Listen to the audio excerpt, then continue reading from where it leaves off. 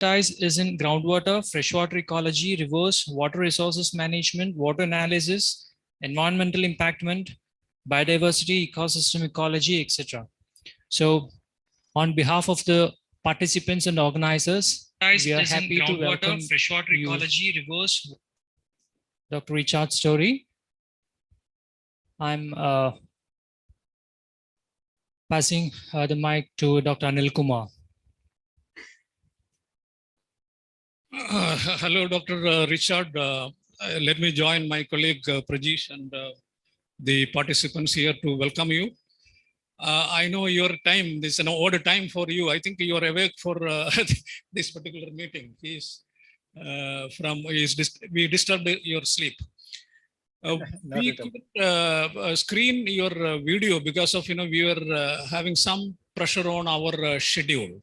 So what I am requesting, whether first you can have an informal interaction with them by introducing what exactly you wanted to communicate with the participants, because what we want them to do is when they go back, how effectively they can engage the local community as well as the non-scientific community, largely the kind of enforcement people. So how effectively we can do, because quite often, the scientists, they are happy in their domain. Scientists, they are not, or scientists, or for that matter, we are all comfortable with our narrow domain. How effectively we can, blur the boundaries of these individual domains. So with this, can you start just introducing your areas of interest? Sure. Okay. Yes. Well, I'm as the introduction said, my name is Richard Storey, and I'm an aquatic ecologist. My specialist area is the benthic invertebrates in rivers, but I've studied widely, including water quality and hydrology, some groundwater science, and some wetland work as well. But in the past few years, I've been more involved with citizen science. So that's involving local communities in monitoring streams for themselves. And I've also been involved with some community planning processes. So this is where local government in New Zealand has delegated authority to the local communities to make decisions for themselves about how rivers and their catchments should be managed. It's quite a new process in New Zealand, and it's quite a brave one, where the local authorities, local government has given over its power to the community, and has allowed the community to make their own decisions about how to manage the watersheds and the rivers that run through. So I think one of the first points that I wanted to make was that these activities require some time from the local communities and some effort, and people have to be able to see very clearly what's in it for me. Why should I spend my time and my effort to do these things? So often we would like to think that the local community has some higher interest, I guess, in environmental health and care of the environment, in the health of their environment. But often people they're busy and they have more immediate needs, and they need to be able to see that getting involved with river management is going to have some direct benefit to themselves and to their families. And that could be a very clear connection that they can make. For example, if a particular river is used for fishing, or a lake is used for fishing, and the fish populations are declining, the local community can see very clearly that to improve the river will benefit their fishery, and that they will get more food from the river for themselves and their families. So that's an example of a very clear benefit for them. Another one might be if they're swimming in the lakes or the rivers, and perhaps they themselves or their children are getting sick from doing that, they can see very clearly that improving the water quality will have a very clear direct benefit to themselves. But on the other hand, if if the main benefit is to benefit, say, a species of bird or a species of fish that is not of direct benefit to the community, they might wonder, why should I spend my time, uh, investing in this local river when there's no great direct benefit to myself? So that's really the first point I wanted to make. And the second point that I wanted to make is that for people to get involved, they need to be assured that um, that they're going to be heard and that their opinions and their input are going to influence the decisions at the end.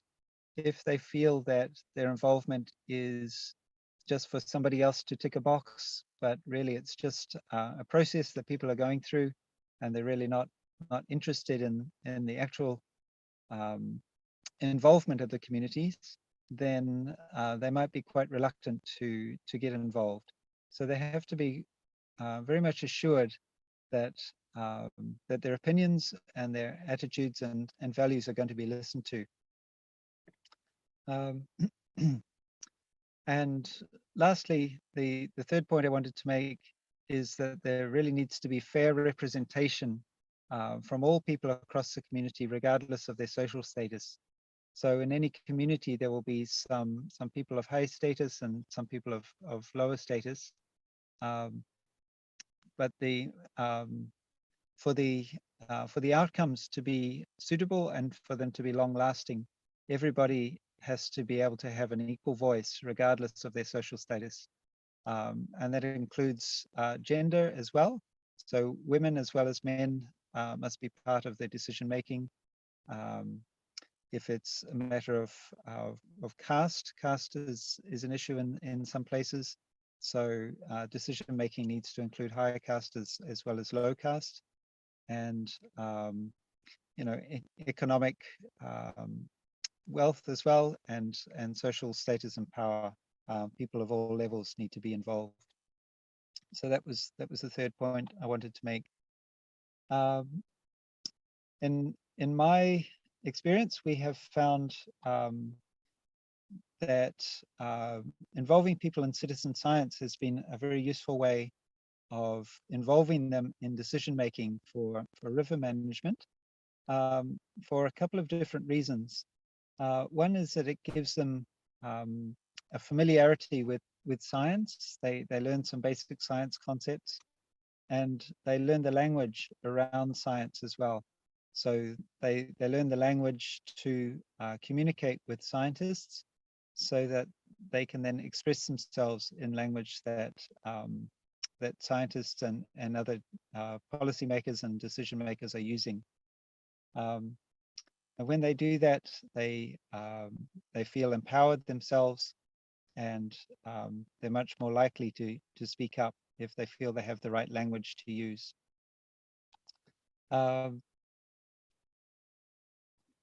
Citizen science is also useful because it gives people a greater interest in planning and management processes. They may not understand very well how river management or freshwater management works, but as they get involved with the citizen science, they might be forming relationships with local water managers, and in the process they can have discussions with them and learn directly from those people how river management is done, how it's conducted.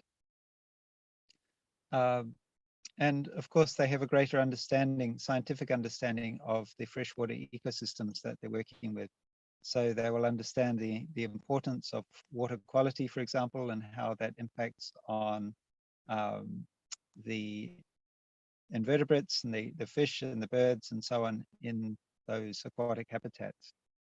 So all of these things are very important for them to be able to engage constructively and knowledgeably in freshwater management. But of course, they have some needs to be able to get there. They need to be well trained in the first place and well supported on their way through. They need suitable equipment to be able to monitor the waters. And a lot of water monitoring can be done with quite simple basic equipment, but it needs to be adequate to the task. And then they need to be provided with tools to enter data into databases, and also a platform for communicating. We've used websites quite effectively for entering data and then for communicating the results of citizen science. And these have been quite useful so that other people can view the data and share it. And we've also had discussion forums on those websites where people can discuss their results and ask questions of one another and make their data visible. We've also been using training videos on the web so that people who don't have access to in-person training can learn the techniques and imitate what they see on the videos. And the videos are also useful for people who have been in face-to-face training to refresh their memories.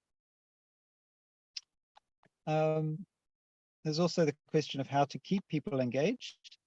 And that really comes down to giving ongoing support. The people who are leading the project need to be available to answer questions, sometimes just to be interested in the people themselves and what they're doing. We found that a lot of times our citizen scientists just simply just want a little bit of feedback, just to know that we're there and that we're still interested in them. Sometimes they just want to communicate or tell stories or just share some experiences. But also occasionally we do need to give them more formal recognition. And sometimes that can be something like giving them a t-shirt or a hat, or holding an evening where we appreciate all the volunteers. But in particular, it's very important to tell their stories, to either to give them an opportunity to tell the stories themselves, or for someone to tell stories on their behalves. The stories of how they collected the data and the kind of results that they're getting.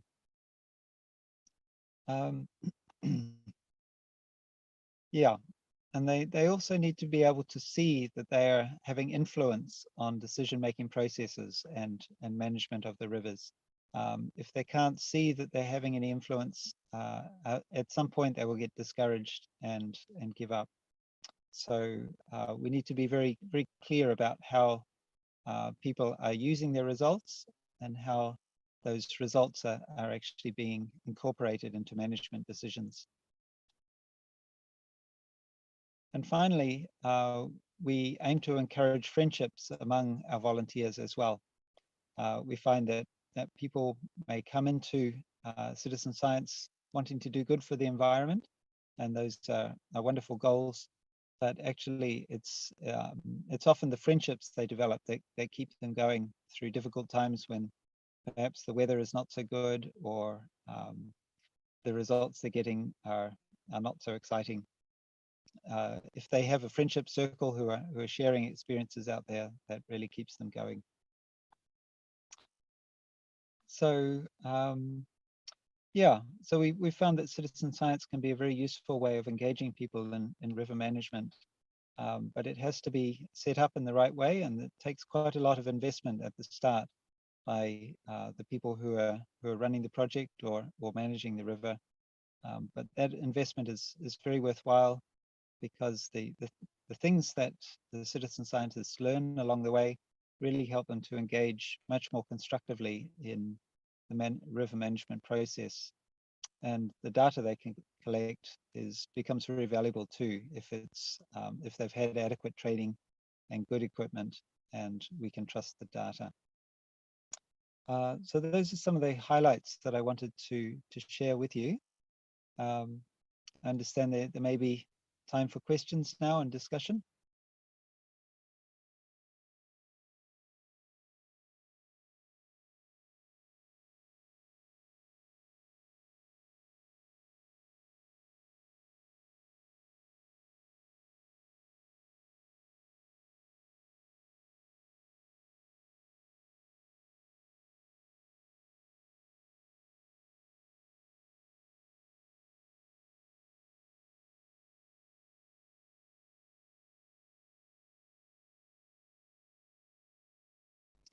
I think you're muted at that end.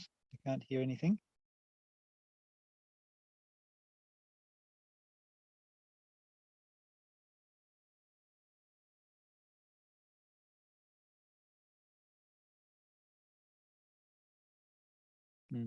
I think it's still muted. I'm not able to hear.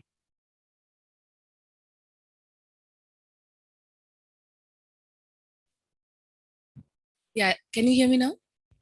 Yes, now I can hear you.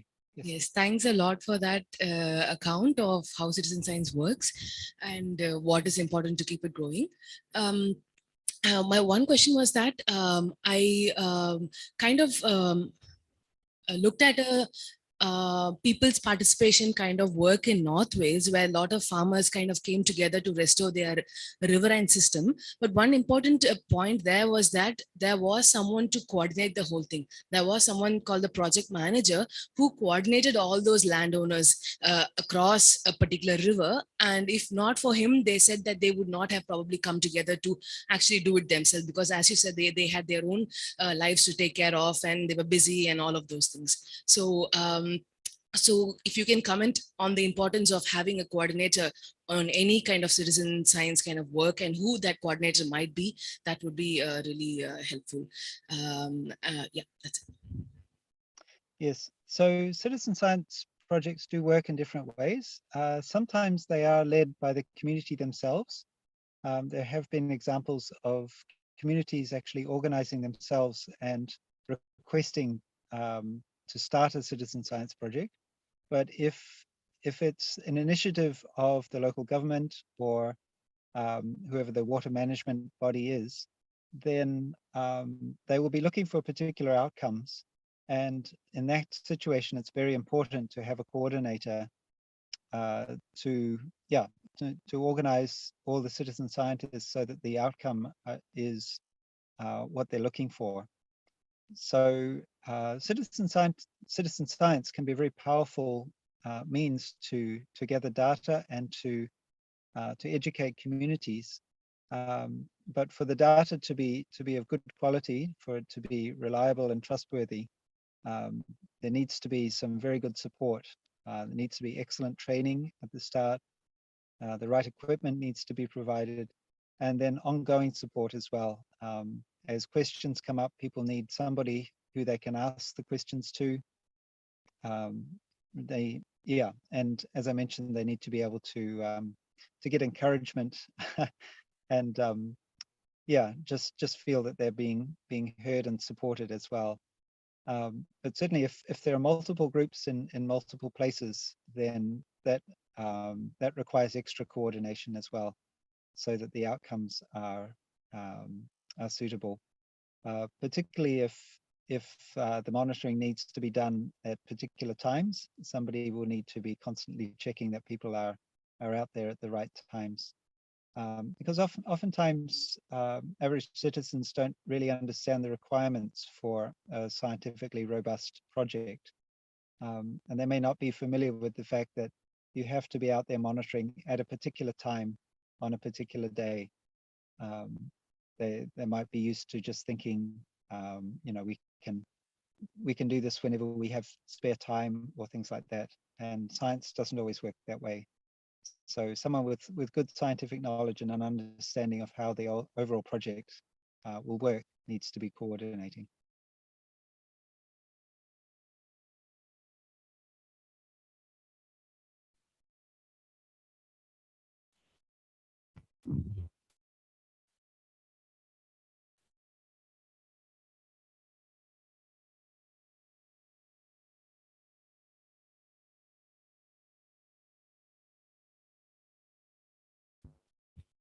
One more question. Like you had mentioned how the fact that there was something in it for them, that they could see that participating actually translated into their everyday life well-being, like swimming or fishing or things like that. When such a thing is not clearly there in several cases in India, we have lost that community connection with the natural environment and resources itself. And it's a very top-down governance kind of a model. So in such a case, how would you think we can go about establishing a citizen science initiative? Well, I think in many cases, when you sit down and talk with the community, you'll find that there are particular things that they are very interested in relation to the environment. But they may not be the things that you might expect first of all. And it might take some conversations really to uncover those things. For example, in New Zealand, often farmers, we've been encouraging farmers to plant trees alongside streams to keep their cattle out of the streams. That's been very much at the forefront of freshwater management in New Zealand. And from a scientific point of view, the most important outcomes are water quality, keeping the water clean, and keeping the freshwater fauna there, the fish and the invertebrates and so on. But by and large, farmers are not so interested in those things, and it's possibly unrealistic to expect them to develop that interest, certainly in the short term. But what they are interested in is that when the streams are not fenced and not planted, often they will lose cattle into the streams. The cattle will get stuck there, and a cow is a very expensive thing to lose. So we tend not to focus on the environmental outcomes so much as just saying this is helpful for your management of your cattle. It will keep them out of the stream where they might get stuck and get injured and die. It also improves the water quality for their drinking. If cattle are defecating in the same water that they're drinking from, they're likely to get sick. But if we keep them out of those streams, then they'll be drinking water that is clean, and they'll get sick less often, and the farmers will have less disease to worry about. So often what is motivating the farmers is slightly different to what's motivating the scientists. But if we sit down and talk together, we can uncover the things that really appeal to the people on the ground there. And we can find that we can work together for the same goal, perhaps for slightly different goals, but working together in the same direction. That's great. Thanks.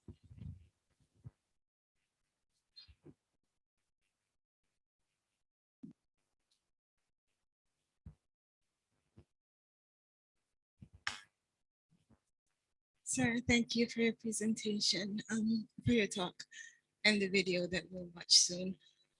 Just as you mentioned about what's happening in New Zealand, I wanted to ask about that. What went into the process of deciding what sorts of trees to plant? And is there any value? What is the value of the trees that were decided on? And just that whole process of deciding which trees. Yeah, well, there's a whole science in terms of what trees to plant around streams and rivers in New Zealand, and there are different goals that you can aim for. One is to stabilize the riverbanks, and in that case, you really want to be going for trees that are very fast growing, that put down their roots deep and very quickly.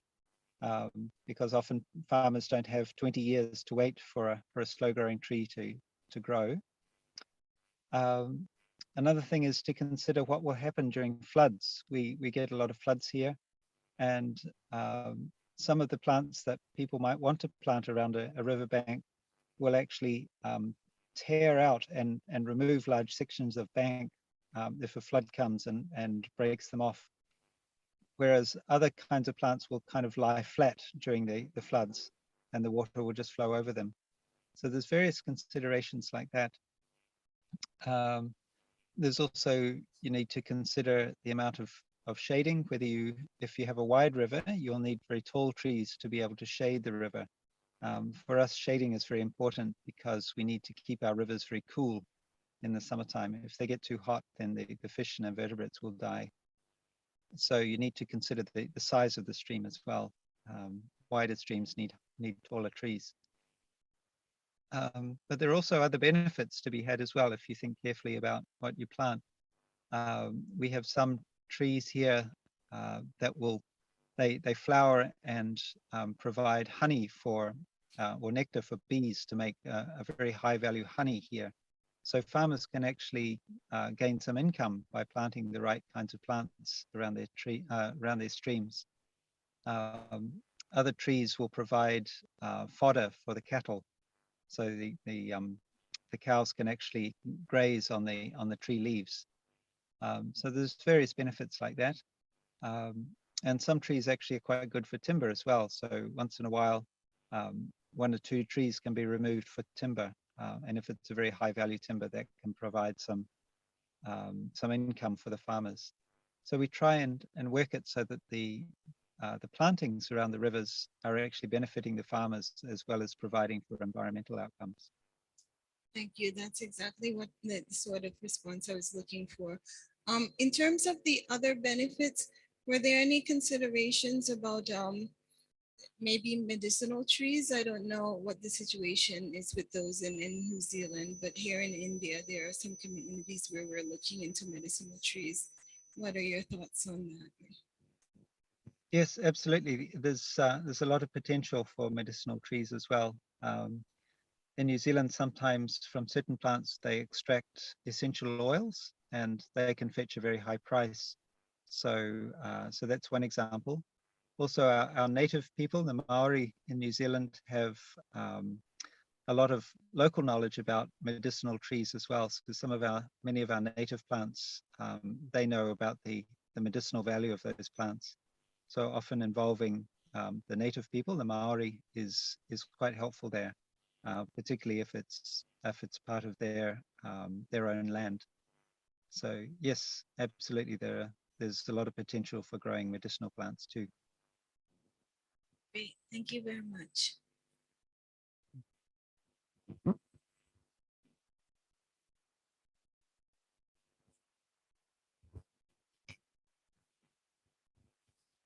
Thanks, Dr. Richards, for your nice talk. I have a question like how do you manage and conserve wetlands through participatory research methodology? How do we manage wetlands?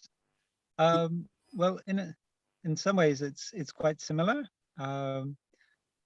We would probably start firstly by gathering the local community together to talk about what it is that what their interests in the wetlands are, whether there's a local fishery there, whether they're gaining any benefit from the wetland, whether in fact they want to drain the wetland and turn it into farmland, for example.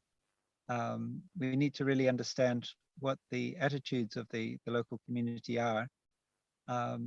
And it may be more subtle than that. There may be particular places where they go to collect food, for example.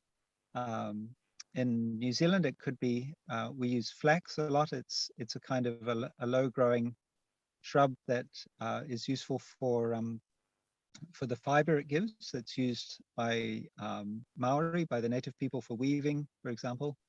And there could be particular places where the flax grows very well. There could be particular fish that inhabit certain areas that are useful for people. So yeah, we would probably start off maybe with a map. We'd lay a map in front of people and get them to talk about the different parts of the wetland that they use for different things. And we might also share about particular parts of the wetland that are used by other species as well. For example, birds would have particular places where they nest and breed, and other places where they would feed. So we'd be looking for ways that the local community can continue to meet their needs while not encroaching on the needs of other species as well. And often it's quite useful to be able to do that spatially using maps. So if we can find ways of coexisting with other species, then we try to do that.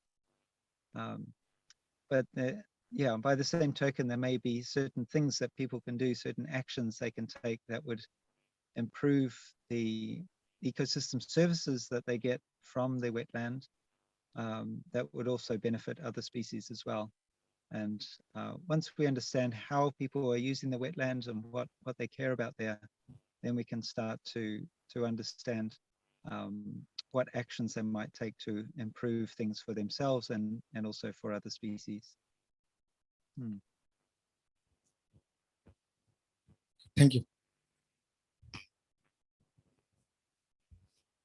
So thank you, Richard. You have mentioned about the role gender plays in the resource management, but a kind of a river ecosystem which is a common property. What are the challenges in the gender application in the such kind of a common property resource management? Well, I guess I'm speaking from what I've read in the literature more than from personal experience with the gender one.